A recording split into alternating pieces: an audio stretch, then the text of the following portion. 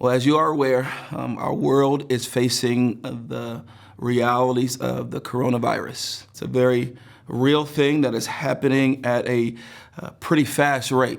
And when it comes to such a reality, such a phenomenon, there are these varied responses that fall itself on the spectrum. On one end, some of us will respond in panic and despair. And then on the other end, indifference and passivity. And for the people of God, neither are appropriate.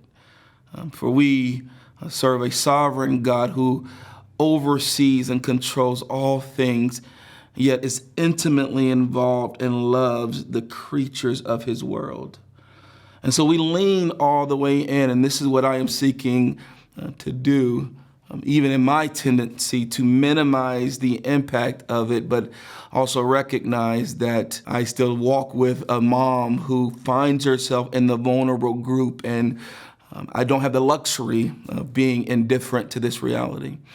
And really none of us do. And so as the people of God, we lean in with faith, prayer, and wise response. Our hope and response to all of this is towards the goal of keeping you well and keeping those who are among the vulnerable well. Here's some things that we're asking of you, and then we'll talk about some changes that we're making on our end. And first, as you have heard, please be diligent in washing your hands and using hand sanitizer. I heard a pastor say a good practice would be to say the Lord's Prayer while you're washing your hands. It covers the required 20 seconds, but it also is a wonderful way of bringing prayer into your daily lives. Also, if you are not feeling well, this is the time to stay home, to not overthink it, to not simplify it, but yet stay home and get well while you are there. If your children are not feeling well,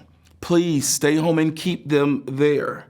We need to bear the collective responsibility of being mindful, not simply of those who are sick, but those who have the potential of getting sick. If you are among those who are of the vulnerable group because of age, because of the condition of your immune system, sister, brother, I ask of you to stay home.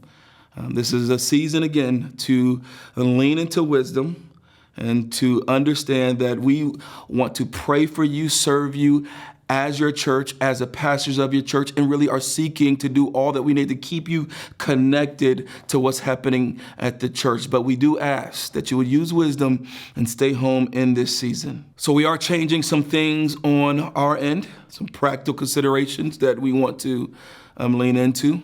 One, that we are pausing the providing of coffee and tea in our foyers. Also, we are changing how we do our greeting time. You know that we believe in the passing of the peace, which usually involves a handshake, a high five, or a hug. And this is the season where it is not wise to do so.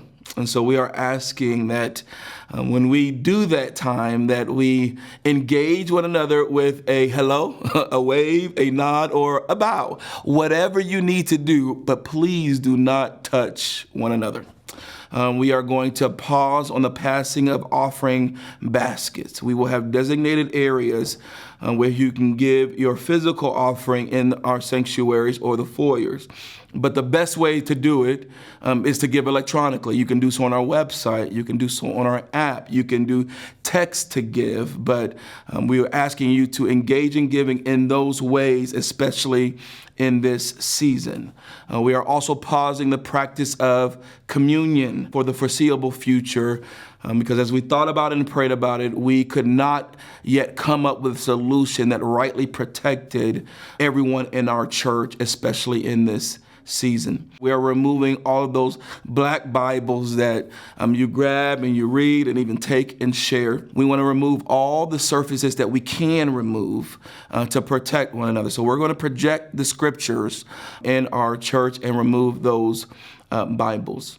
Additionally, we are taking all the extra steps that we can to ensure that our buildings, our surfaces are clean and sanitized. We are ordering what we can. We are positioning people rightly so that we are being diligent and creating a safe space for those who are coming in. Beyond these changes, our Sunday gatherings will remain the same. Our services, our Journey Kids, even our hospitality will remain the same, ensuring that we are wise and mindful of minimizing the physical touch of things and then cleaning those surfaces, including screens, check-in screens, door handles, and other things. As we proceed, we also recognize that things could change at any moment or any day. And so we are seeking to over-communicate any of those changes via our website, on our app. And so I'll just ask of you to stay connected to things, and we will keep you updated. So in addition to these practical realities that it's important that we address and that we lean into, we do not want to do that without remembering that we are first and foremost the people of God.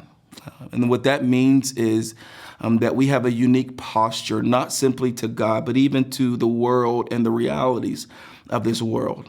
And so here's what that means, is that we seek to be a people of faith and not fear, that we remind ourselves that we are rooted in the unchanging gospel of Jesus Christ, and that we also recognize that we are part of a fabric of the city, and that it's upon us to respond wisely for those that we love, but even beyond our place, so that we would be a witness for the city.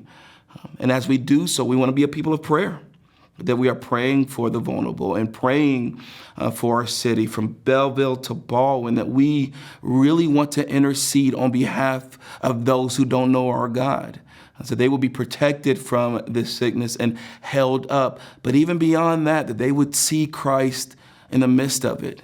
In this time where the frailty of life is acutely felt and seen and experienced, as a people of God, we have an opportunity to both model and share the deeply rooted reality of Jesus Christ, and that we are rooted in something that supersedes circumstance, sickness, even death, and that we can have hope and faith even in this moment when we don't know what's going to happen, we don't fully understand the sickness, but we do know one thing. We serve a Savior and a King who is fully in control and is guiding us and releasing us to pray and be wise in our caring for each other and our city. So people of God, join me as we both prepare and be wise, but also pray for our city.